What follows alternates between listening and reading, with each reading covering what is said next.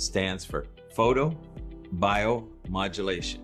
Photo being light, bio being biology, and light, well, light coming from some kind of source. In this case, PBM is used to help stimulate healing in the body, whether it's an LED, whether it's a laser, whether it's a sun, but that light comes through the skin layers, and actually the cells are able to absorb that light, converting it to energy, and then there's a host of different processes that are stimulated because of that light. So you can speed up healing, you can do different things that is very beneficial for the cells themselves, for healing, for reduction of inflammation, and a host of other things. Kerber USA is a company that we have set up to promote healing for the US and around the world.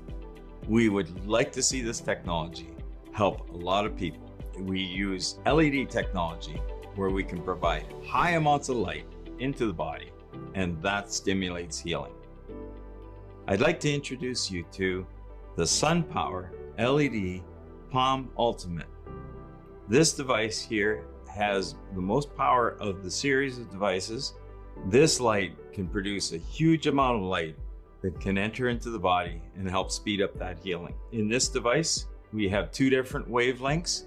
It's 660 nanometer, and as you can see, it's very bright, but it's very effective. You will cause a systemic effect with this wavelength of light. The other wavelength is 810.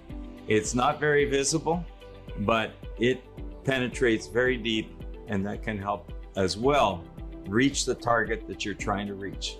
The main part about this light is that we have the power behind it and the large surface area that can reach very deep into the body.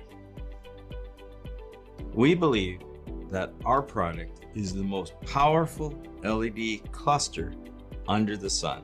We have specification of this device of 150 milliwatts per square centimeter, and that is over this entire area of 40 square centimeters.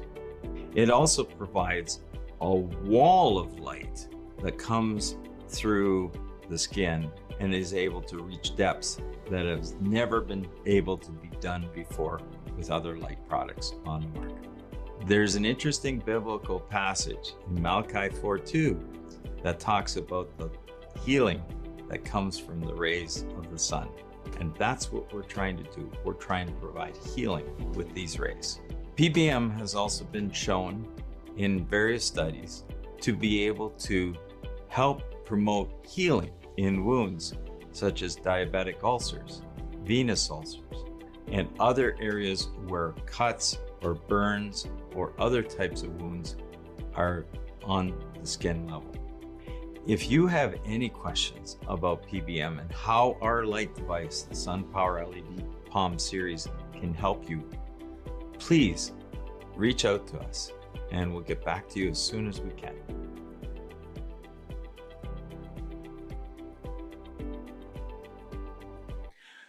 So tonight we've got an exciting event.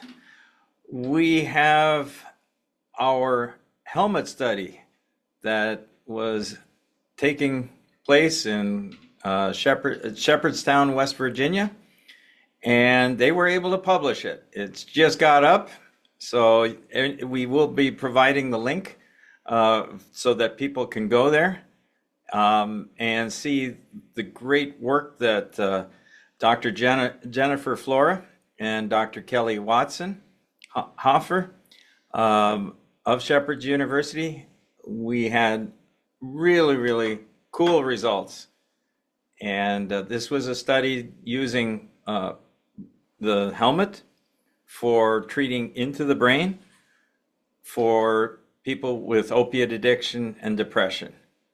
So it's absolutely fantastic what the results are, and I'll let the video come up very shortly, but I'll also say that we do have whoever joins us on the webinar once a month, we do a draw, and they'll receive the Ultimate. It's a $1,300 US device, and they'll receive it free of charge for attending. So if you attend over 4 weeks, you'll get 4 ballots put in. If you attend 2 weeks, 2 ballots. So more times you watch our webinars, the higher your chances. So anyways, with that, we're going to get right started with the interview that was done yesterday, and let's go for it. So we're meeting today. We're going to discuss a new trial that you've accomplished and is now being published. And so Kelly, please tell me a little bit about your involvement at Shepherd's University and how you ended up getting into using PBM for transcranial treatment. Yeah, thank you. So I'm an associate professor in the School of Nursing and the program coordinator for the Family Nurse Practitioner program. I'm also the project director for a HRSA grant. We are on our second round of a similar grant. The first grant was called the Impact Grant. That grant was essential in bringing PBM to Shepherd University. We wrote that technology into our grant for our doctoral students and purchased equipment. So we have several desktop units for PBM. We have several handheld units of different companies, and we've educated our nurse practitioner students on this amazing alternative and complementary treatment for many, many things, including oral mucositis, wound care, now addictions. And I know that the research is ongoing in a lot of other areas, including Parkinson's disease, dementia, and things like that.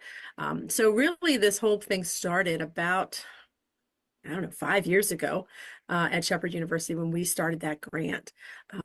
So we've just continued, and things have morphed and moved around a bit at Shepherd University, and now the PBM focus is housed in the Wellness Center, which Dr. Flora is the director of. But being that Jenny and I both have personal interests in addiction treatment, very near and dear to our hearts, we have paired up and have done this study to look at how the PBM can affect addictions treatment. Thank you. And Jenny, then Kelly revealed a little bit, but do you want to tell us a little more how you got involved in the PBM aspect of this trial and your involvement at Shepherd's? Yeah, absolutely. So I am the director of the Wellness Center, and in 2021, 2022, we got a $500,000 grant for PBM from Governor Justice's office. And this was to help support the Center of Excellence for Photobiomodulation at Shepherd University. So part of that grant, we established a wellness service within the walls of the Wellness Center. So that's how I got involved in that. And then after the grant ended, we were looking at expanding and researching, and Kelly actually serves as the clinician oversight for the wellness service at the Wellness Center. So because of the personal, just the personal motivation behind helping people with opioid addiction, we teamed up, and I was like, hey, I want to write this research study, and she has been with me every step of the way, and now we're here at the finish line, and we're about to be published. And this is really just the beginning. So we are just getting started on what we can do to bring individuals and families healing. So I'm very excited. Yeah, it's neat, Kelly. You and I got a chance to meet quite a long time ago, and it was for a different purpose, not transcranial. Had to do with the mascot for Shepherd's University, and Yes. I remember that they were talking about an injury that happened, and you use PBM to help the animal. Can you just mention just briefly on what happened there. Yes, yes. So JC, our school mascot, was injured, and he had quite an extensive injury that was very deep and very difficult to heal. The vets that were treating him were a bit perplexed on the best way to do that. Well, I have this unit here. It's a Kerber unit, handheld unit. I said, let's give it a shot. So I took it out to the farm. I did instruction with the caretaker of JC, and showed her how to use it, and she used it twice a day. And it took a while, but he healed. He healed completely, and now he's doing wonderful. And saved the mascot from being put down, because that was the Yes, other alternative. yes, that was a consideration at the time for sure. Yeah. Was euthanasia, and thank goodness we didn't have to do that. And I know Dr. Hendricks is very happy that we did not have to make that decision. Well, it was also, I was also being able to be involved with the funding that came in. Thankfully, Shepherd's University was able to purchase not only some of the handheld units that we have, but also the large canopy. And that started the conversations and some of the treatments, and it wasn't far from, not very long before I found out then about the possibility with the helmet doing a study, the Transcranial PBM Helmet. And now that's where our conversation is now, is tell me about the study. And I'll leave it towards both of you to both add in your insights into what happened. Yeah, absolutely. So our study was using transcranial photobiomodulation as an intervention to treat cravings of opioids and symptoms of depression. It was set at a outpatient rehab center in Jefferson County. We are now in a second location for the second phase of our study, but the one in our write-up was only done in one center. So just, I know that you know, but for the listeners, so the mechanism behind transcranial photobiomodulation therapy involves the emission of a near-infrared light that penetrates the skull and stimulates brain cells. The stimulation is thought to improve cellular energy production, promoting better brain function and potentially rebalancing the brain's chemistry disrupted by opioid addiction. In addition, the lights can reduce inflammation and aid in the healing of nerve cells, which is crucial for alleviating depressive symptoms often accompanying opioid addiction. So in our study, the participants who were recruited by the executive director at the center, we put them into they were randomly enrolled in two different groups. One was in a standard care, which was our control group. So standard care treatment involved, medication supports, group therapy, individual therapy, and then our treatment group, which involved all the same standard care, but Right. in addition, the supportive care of the PBM sessions. And they received 2 treatments a week. Each treatment lasted for 3 minutes using the near infrared light with the SunPowerLED helmet. And we ran that over 8 weeks. So they had a total of 16 sessions. And then we did a pre and post assessment before that intervention. So we did a substance craving scale and a depression scale, the PHQ-9 depression scale. And we did that before and after, and then we compared the before and after results and then the in-between group results. And so I'll let Kelly take it from there. Okay.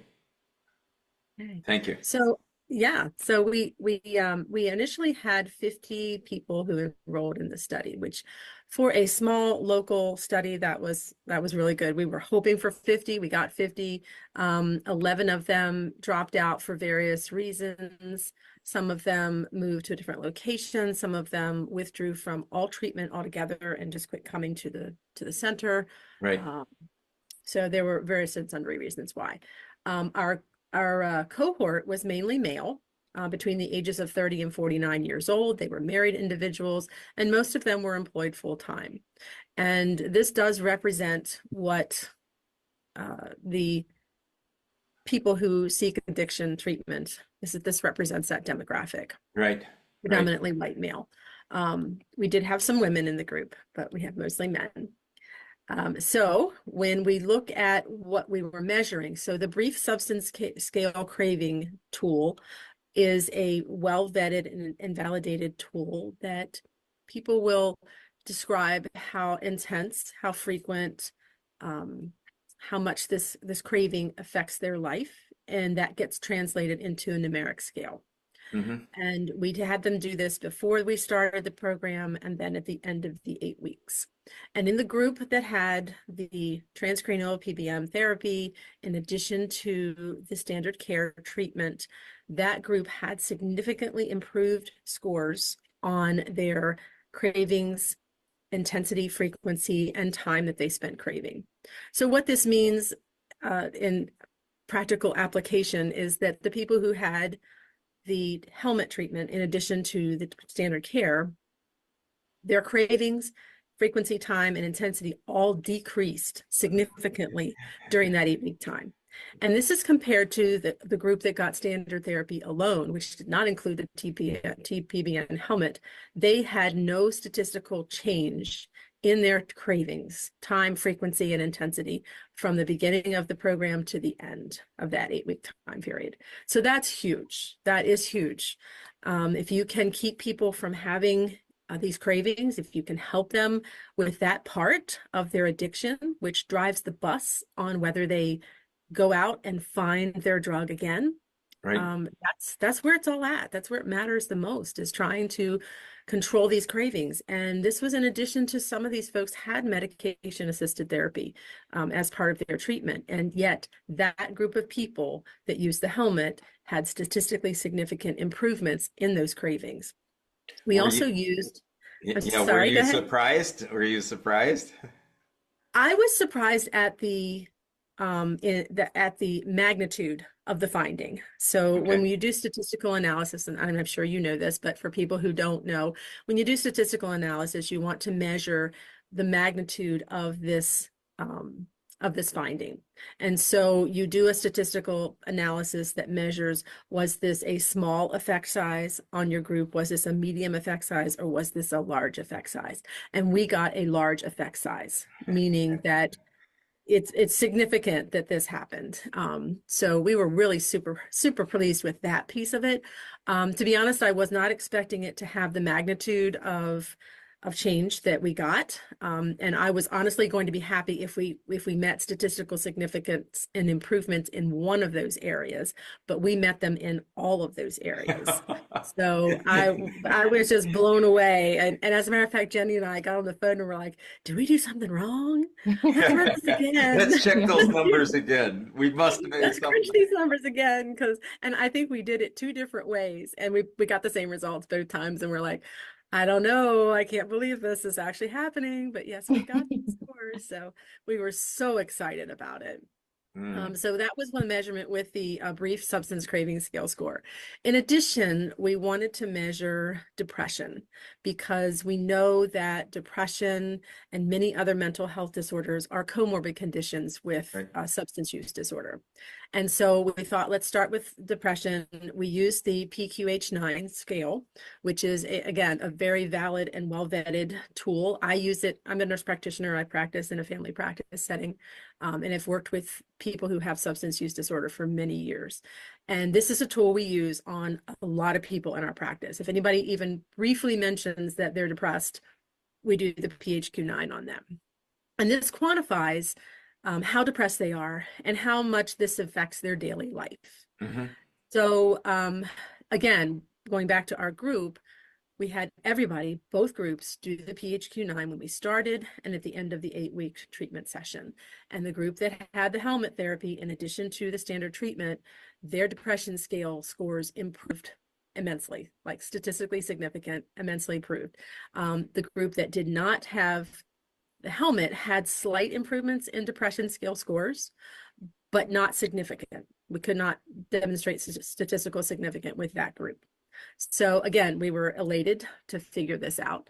And I think as a sidebar, when we talked with the people at the rehab center who administered this study for us, they never used the PHQ-9 before this study. It was not part of their standard of care on admission.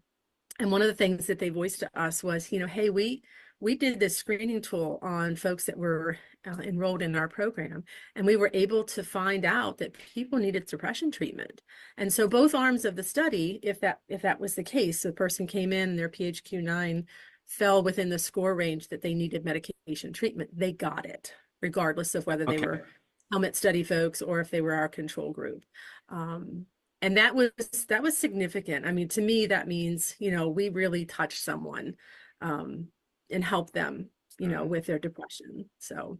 Well, that's fantastic. And where are you going from here? So there's a second study that's underway or partway underway. Is that it's the same protocol. So we're replicating it. We're just at a different location now. Okay. In a different county. In a different county. Okay. All right. Now, as I understand it, it's a big problem with opiate addiction in West Virginia. Can you elaborate a little bit on that? Yes, I know that they have a new amount of data that's out now, but when we wrote this up, 2.7 million people were diagnosed with an opioid use disorder. Now, those are the people who are diagnosed. Right. So there's many people that go without an actual diagnosis. And so in 2022, 68,000, almost 69,000 people died of an opioid overdose. Wow. So out of all drug overdoses, opioids make up about 75% of those overdose deaths. So this is substantial, and West Virginia in particular has been hit very hard by this epidemic. So when you look at statistics for West Virginia, so those numbers that Jenny mentioned are United States numbers, but when you look at West Virginia, we are leading the way in opioid overdose deaths, and we have been for years. I think the last article I read, the overall overdose deaths rate in the United States is starting to decline, in part because I think we have more naloxone available, the Narcan therapy available. Okay. More widespread, but still West Virginia leads the pack in overdose deaths in the country. Wow. Well, and you two are, I think, leading the way for a solution for people that are going through this. And what a great possible change that could occur in West Virginia when you have somebody that's addicted to drugs like that and they're able to have this change in their life. What a difference, what an impact that makes, not just on themselves, but their family and their greater family and all the people around them and the community. It's huge, I would think. I mean, maybe you could mention a few things about that, but as I see it, it would be huge, wouldn't it? Yeah. And one of the things that's worth mentioning is that addiction is a medical problem. There are mental health components to that medical problem, but it is entirely a medical problem. Okay, that's why some people can, have a few drinks a week of alcohol and they're fine, and other people can't, because that then leads to these intense cravings and they become addicted to alcohol or whatever their substance of choice happens to be. And I think that there's a huge stigma out there, and we're fighting that stigma to hopefully help people understand this is a medical condition.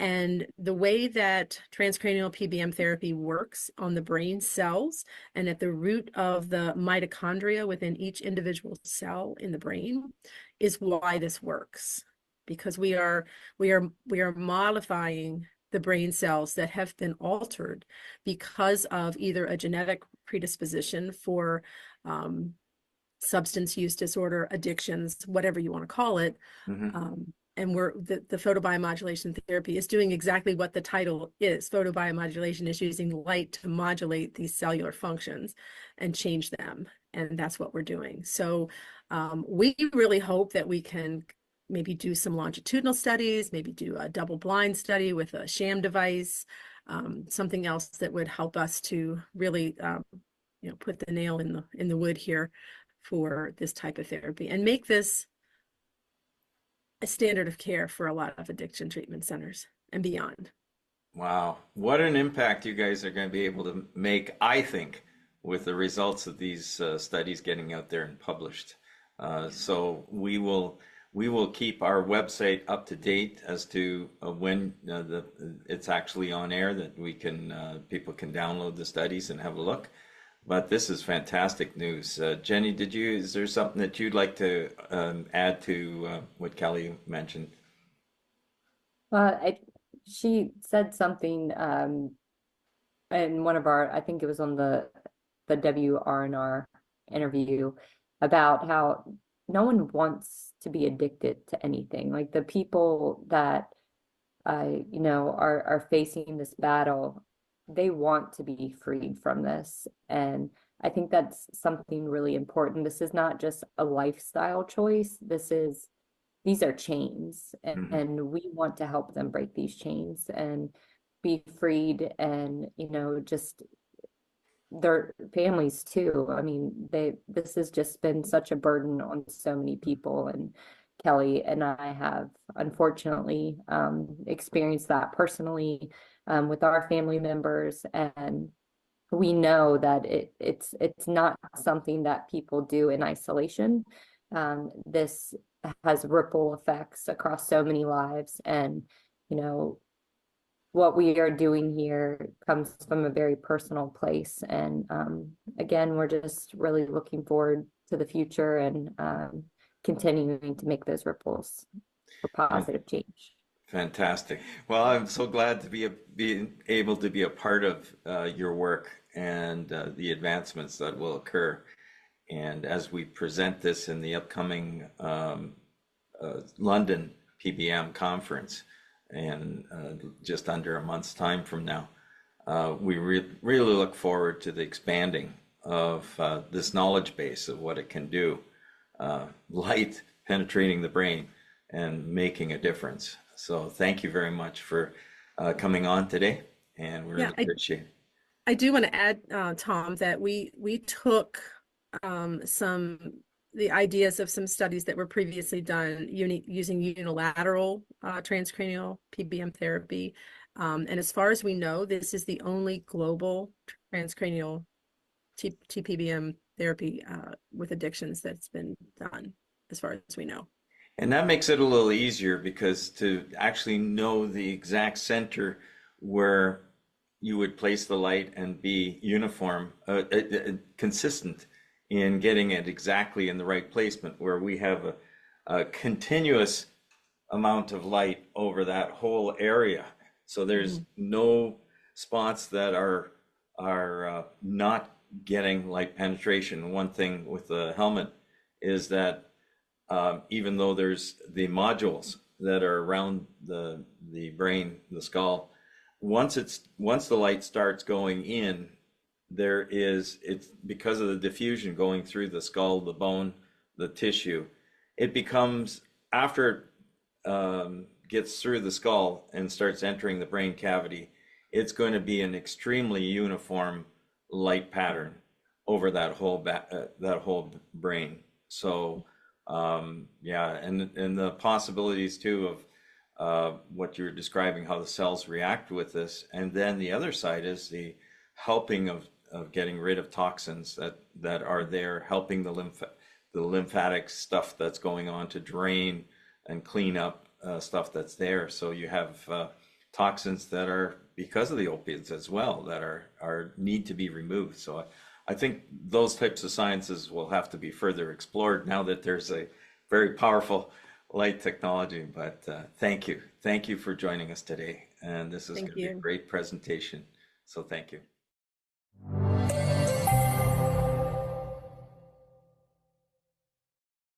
15 years back, I realized that light could make a huge difference on the body. I ended up designing this very powerful light using LED technology. With this amount of very high power density, it can reach through the tissues and travel right to the joints. But the key is that the power density and the area is extremely important to deliver that light into that. The mitochondria receives that light and converts that energy into the cell. So it's like giving the cell super high octane fuel, and they run like a jet, and they're able to do all the things for repair and that. What are the products we have? Well, we have a small device, which is actually large when it comes to light therapy. You have a fairly large area of light and a high power density that can be used for different parts of the body, like your fingers, shoulder, back, neck, knees, ankle, anywhere on the body.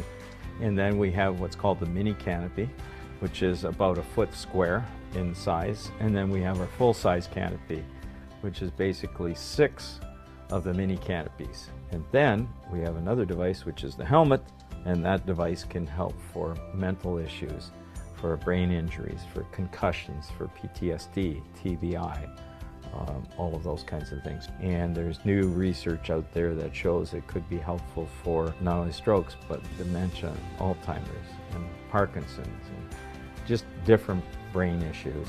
Our plans are to move this technology into every area of the world where there's pain and inflammation, which is basically everywhere, and to expand that so people understand all the applications where this technology can be used to help them in their health in the body as a wellness device. People are looking for how they can treat themselves without drugs. What we're going to do is go to the second half of that webinar that I did, talking about how they have constructed a wellness clinic in West Virginia and have been using PBM for light therapy there. And so now we're going to start that video.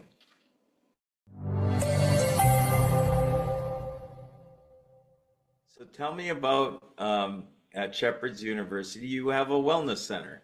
So tell me what's happening with this wellness center. How long has it been around, and what's happening there? Well, our wellness center has, I mean, it's been around forever. It used to be in Sarah Creek Hall, that's now a parking lot, but our current wellness center opened in May 2009.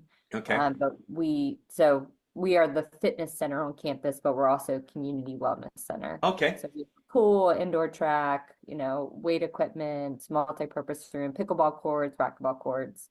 We have a contracted massage therapist, and now we offer light therapy, so PBM. And people can pay for a one-time session, or they can sign on for unlimited membership. So we still recommend every other day, so you're not overstimulating cells. So we recommend at least 24 hours in between sessions. But they have an option, they can book all 6 days that we're open. And I do know people who do that. They worked with their primary care physician, and that's the route they want to take. That's fine. The service is available for them. Again, we are a wellness center, so we offer the wellness service, but always encouraging them to work with their medical care team for the best protocol for them. So what kinds of things do you see as far as wellness improvements that people have been able to be helped with? Well, we also offer the service to our athletes. So I'll start with them. I had a grad student last year do a study. They used the Nova Thor bed on sleep quality of sleep and muscle recovery. And we did have, it's looking like we're going to have statistical significance with muscle recovery. Kelly's helping me analyze that data right now, but just from their, subjective, qualitative point of view, they're sleeping better, they feel better, more warmed up on the field, they're recovering quicker. And then from the community side of the house, people are sharing these stories, even though it's not what we're advertising for, but they're able to manage pain. We have people using the canopy and the bed for various things, but managing back pain, healed a Baker cyst on the back of the knee. That was the canopy. So that completely was mitigated. People are using it to manage migraines, rheumatoid arthritis, general wellness as far as increasing range of motion and injury prevention. And then I've given out your handheld devices to people who are treating wounds. So I had one woman who treated her dog who had a cyst to help, and it helped to heal the underbelly of the wound, but it was too big that the skin couldn't form back together. So the dog needed to have surgery, but after the surgery, used the handheld device to help to rapidly heal the wound, so to prevent infection, because that's what we're always worried about, those animals. Right. We want to close that wound, get them to the remodeling phase so they don't get infected and prolong the wound. So Kelly, how are you seeing this from your vantage point, what's happening at the Wellness Center? Well, I think it's wonderful. I really do. I think that as more studies come out to support the efficacy of this treatment and to mitigate people's fear and concern over potential side effects, I think it'll become more widely accepted. And we have some, like I said, we have some units in the School of Nursing. We have some Kerber handhelds. We have a couple of the Thor desktops. And I have given out, the handhelds to various and sundry people. I actually have a good friend who had major dental surgery. I mean, major. And she ended up having some osteonecrosis in her bone, where her teeth were. And she was in so much pain. And I handed her one of your devices. I said, here, this is how you use it twice a day for, 2 minutes. And she did that. And within a week, she went back to her oral surgeon and he said, I don't know what you're doing, but you are healing like nobody's business. And so she had to use it for about 3 weeks, but it did significantly reduce her pain. So it minimized the use of pain medication, which is, of course, what we're all about with all the opioid, trying to reduce those. But she healed wonderfully. The other instance, one of my former DNP students has a practice in Shepherdstown, and she does a lot of integrative medicine. And I gave her one of our desktop devices to be on a permanent loaner. And she had a patient who had experienced a large diabetic abdominal wound. And it was probably about the size of a cantaloupe, if you can imagine that. Wow. And she had been going to the wound center and getting wound treatments for over a year and having zero progress with that. And so this nurse practitioner reached out to me. She said, please, she had been part of our first grant, so she was well aware of what PBM was all about. She said, please, can I have a device that I can give to her to use at home, so we can treat this? And I said, yep, here you go. Come pick it up. And we just did the standard wound care therapy, which is daily for 2.5 minutes. And within about a month and a half, so 6 weeks, the patient actually emailed me with a picture of what her wound looked like. And in 6 weeks, it went from cantaloupe size to grapefruit size. So roughly half. In 6 weeks. Oh, wow. And then probably about a month later, I got another email that the wound had completely closed. And I said, continue to use the therapy for at least another month. Okay, don't give up on this yet. And so I've kind of lost that to follow up at the moment, but it would be very easy to reach out to either one of them to find out how she was doing. But she said in her email that she could not thank me enough for providing that therapy, because she struggled and had no progress for a year. And then within 2 months, we had that wound closed. Kelly, I want to thank you again for coming on and sharing with us what's happening in West Virginia. And Jenny, you guys are doing fantastic work, and also with the work doing with the transcranial PBM using the helmet, and the new study that's going to be up very shortly. It's being published, and so fantastic. Thank you both for coming on and sharing what's happening at Shepherd's University.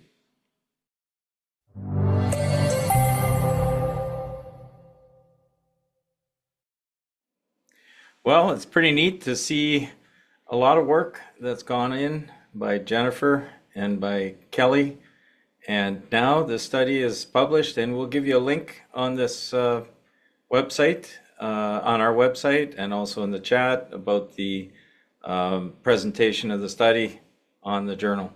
So now what I'd like to do is share with you guys the equipment. Some of you guys are very familiar with it, but I'll do it fairly fast for those that are first timers here tonight. And I see there's quite a number of people that have joined us tonight that haven't been with us before.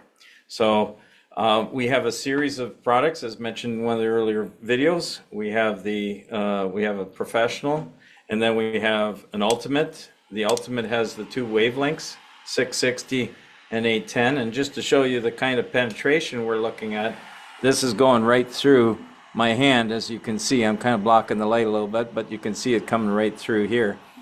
That's the 660. Now, if you could actually see the 810, you can see it in the video here, but if you could see it with your eyes can't see it that very well, very much at all. But if you could, it's just blasting out of my hand right now, the 810. And 810 nanometer penetrates much deeper than the 660, and they each have their applications. And then we have the 1050 nanometer, the other device, which is our Super Palm, which has the 660 nanometer and the 1050 nanometer. And in this case, if I'm looking at this, I don't see anything except one small red light in this corner. But the camera is actually picking up the 1050 nanometer coming out of this, and you can really feel it. So we're going to have questions here. So if you'd like to put your questions in the chat, we'll try and answer the best we can. But I'll share with you the other products as well. So we have they were referring to the study where we had the helmet. This is our helmet device, and it goes up and down just on an arm, and a stand comes with it, and it has the two wavelengths. So that's one of the wavelengths right there, and this is the other wavelength of the 810. On special order, we also supply with the 1050 nanometer, so it'd be 660 or 1050 nanometer. So that's our helmet. And then we have the mini canopy, which is this device here, and it also has the 660 nanometer there. And the 1050 is this other wavelength that you can see here.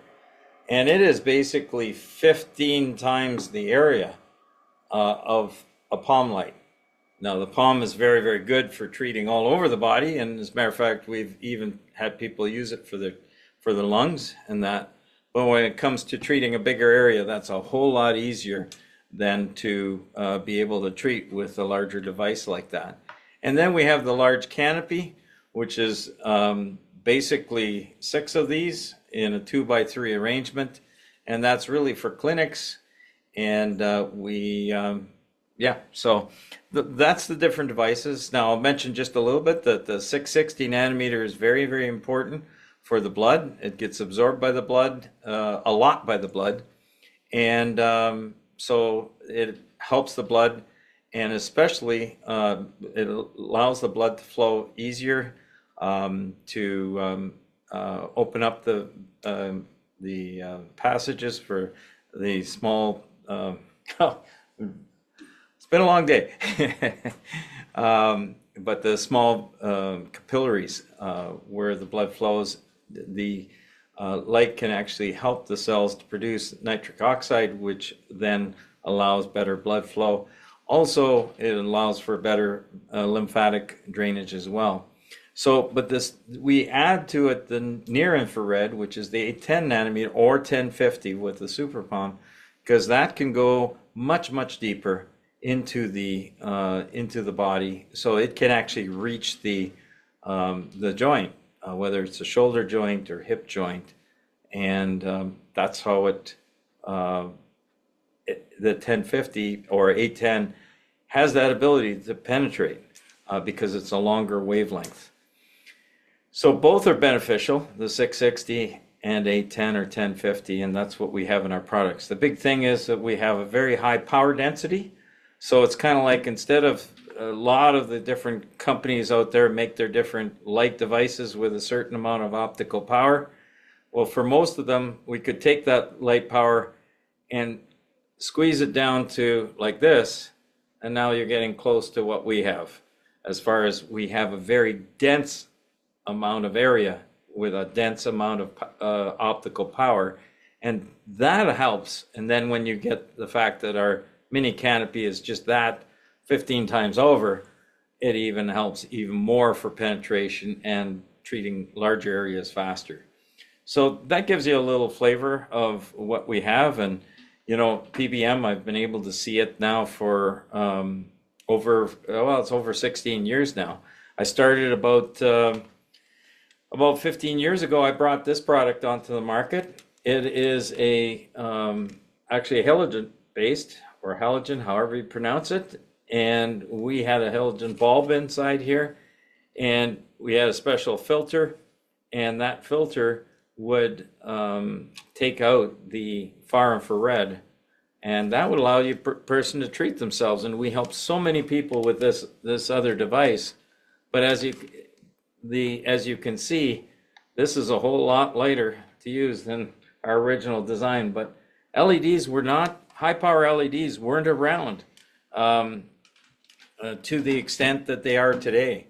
And back then, if we tried to build a product like what we have here, this device would be untouchable as far as cost. Each LED itself was, high power LED was costing in the neighborhood of $70 a piece.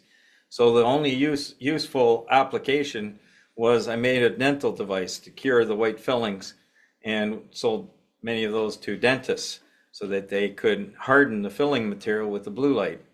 So that's how I got familiar with high power LEDs. I've been involved with electronic development for 40 years. And so this last 16-year period, we've been able to see how many people have been helped with wound care, with migraines, with all different kinds of pain and inflammation on their body. And that other light device was the forerunner of our now smaller, lighter palm device designed on LED technology. So now I think what we'll do is we'll get into some of the questions that are coming in, and let's see what we can do. Do you think this would help with food addictions? You know, something that I listened to more recently is how much, whether it comes to opiate addiction or other types of addiction, alcohol, just other addictions, that your brain starts getting rewired to think that way. Like it's like the one comment that came through is the person felt that they could only eat cheeseburgers, and they ate like 3 and 4 cheeseburgers a day for sustenance, and didn't want the lettuce or anything good on it, but that's all all they wanted to eat is just. And it wasn't until they went through made this major change of food and everything else that they were able to finally rewire their brain to actually eat more healthy food. And at first it was disgusting to them, healthy food, and they thought it was rabbit food, you know, but it changed. So there's so much going on as far as your brain can wire itself in a certain way. And I'm not the expert here, although I can say there's a few experts that have joined us today. Welcome, that know about the brain and could answer this question much better. But it seems like somehow the brain gets connected that way. So it's possible, even whether it's strokes, dementia, Alzheimer's, but also these addictions all have a way of doing things on the brain, and light therapy can actually help the brain somehow reset almost. It allows the new blood flow to go through, or extra blood flow, and also lymphatic drainage and a whole host of things. And what most people don't realize is that light can actually penetrate the skull quite easily. It's just like you can shine light right through salt, no problem, of certain wavelengths, because it's got a high mineral content. And the high mineral content that's in the bone for your skull is actually even easier to penetrate than breast tissue because of the high fat content. So anyways, we will have another webinar next Tuesday as well. And that one, we're not sure yet what we're going to be doing, but I'm sure it's going to be good. So I would love to have you join us, and please remember to tell your friends about this and have them join us. I so much appreciate those that have done that tonight, and we have a great crowd on tonight. I'm just going to look at some of the other questions here. Okay, so there's a question about MS. We've had somebody in our facility here that had lack of mobility. They were riding a scooter. They had a very high amount of difficulty moving around, and they used the mini canopy to really help with getting some extra strength in their body, even though they were suffering from the disease. James is asking, are all these from Tom's equipment, that is that they were mentioning? Actually, a fair amount was tonight that they talked about, but there was some other. They do have the Novathor bed, which is the very, very large bed. It's about $150,000. We have a what we call a canopy that's like $35,000, and the canopy does a large area, and it's actually more power dense than the Thor product. So you can roll over and treat yourself on both sides and get pretty much the same effect, but our power density is really high, and we believe that that makes quite a difference on when you're trying to treat different types of injuries. For general wellness, there's no problems with having a lower amount of light. I would compare, it'd be kind of like our canopy or our other products would be like pretty much being out on the beach at noon, high noon, and you have about 100 milliwatts per square centimeter coming from the sun. These devices range from 130 milliwatts up to 180 milliwatts approximately in optical power. So more power than the actual sun over that area. So if you actually are under it, it's pretty neat because it feels like you're out on a hot summer day, or at least clear skies, laying on a nice beach. But the key is that all that power that the sun has spread out over all the wavelengths, we've condensed it all over into the red and near infrared spectrum. So it's either the red or the near infrared, whichever one you select. So that's what we have, all that power. And all of this power in the red and near infrared spectrum is all wavelengths that can penetrate. That's near infrared up to 1300 nanometer is stuff that will actually penetrate. Further than that, beyond 1300 nanometer is you start getting into the area which is called far infrared, and far infrared just heats up the skin, just the surface of the skin.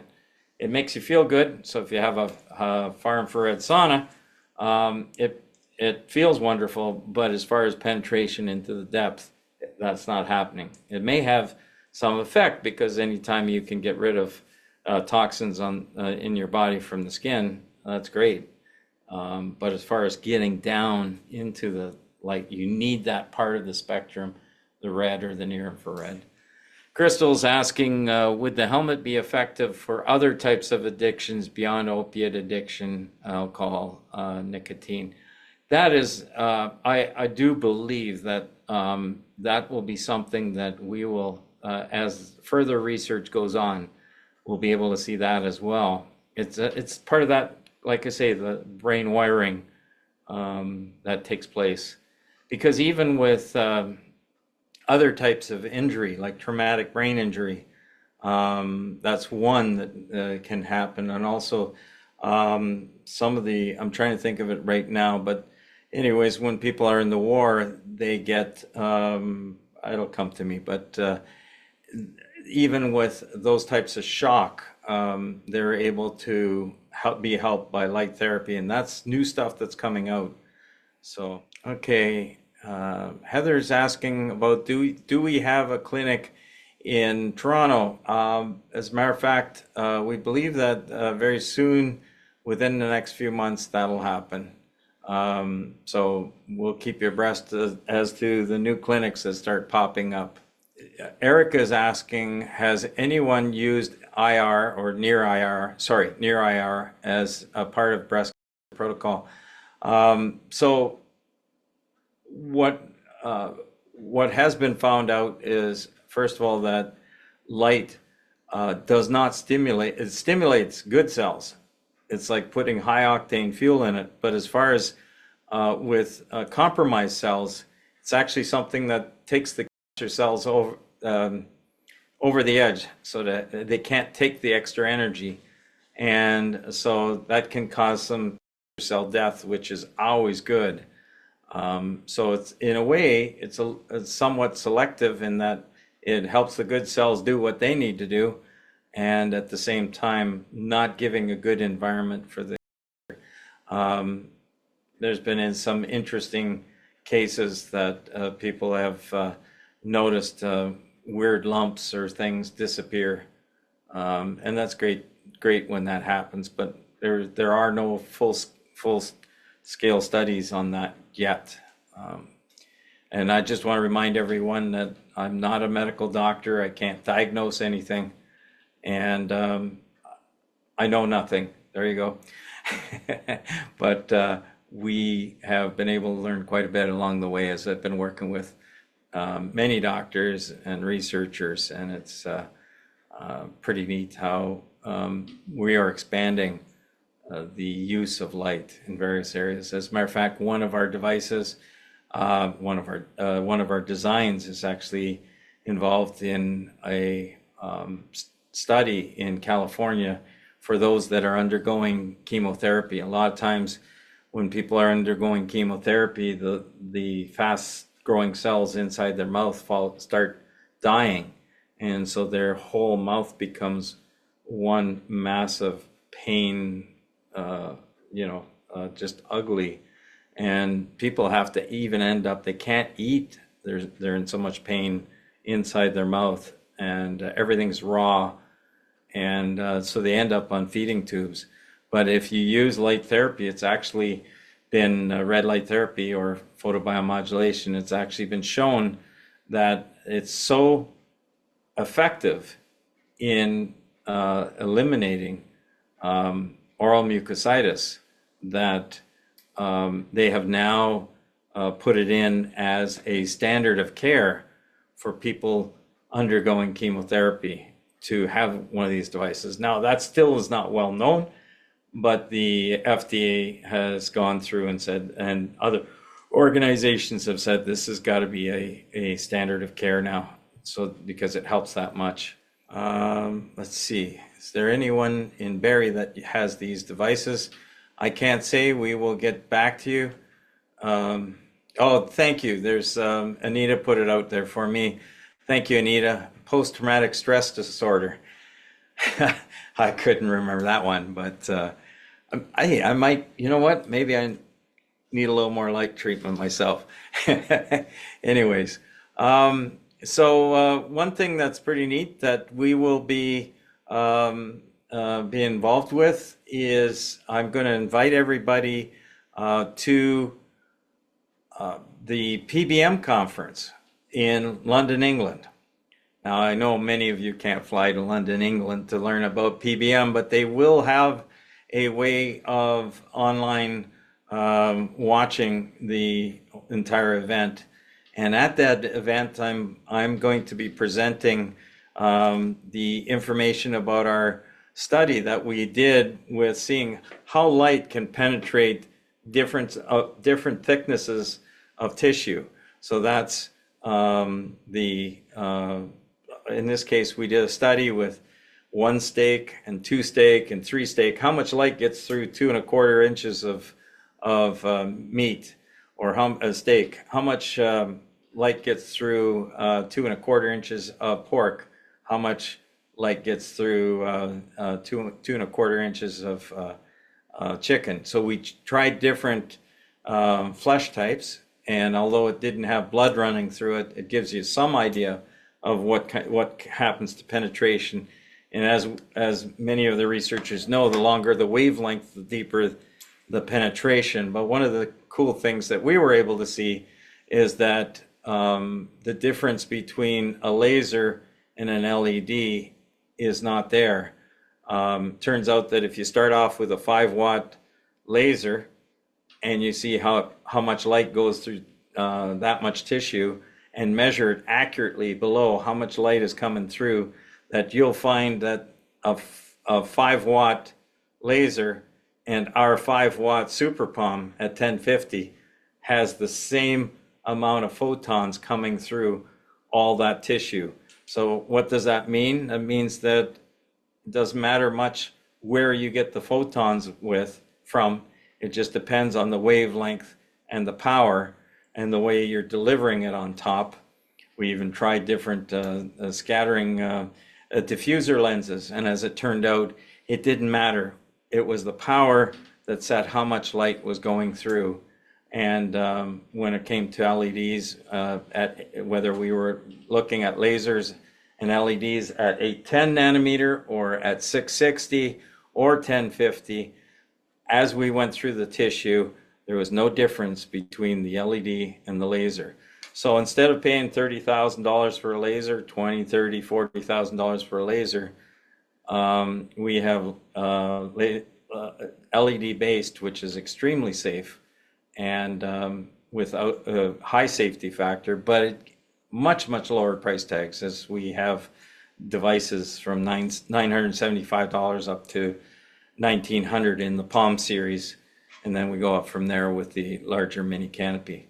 So we're coming to an end here. So we welcome everybody to the PBM conference to watch live. And I thank you for special guests that have joined us tonight, who will be joining me in England. We have online Margaret Naser and also Anita Saltmarsh, and there's others here as well. So thank you for joining us tonight. Hope you enjoyed our program. Tell everybody about us and have them join, and just have a rich, God-blessed week. All the best. Bye for now.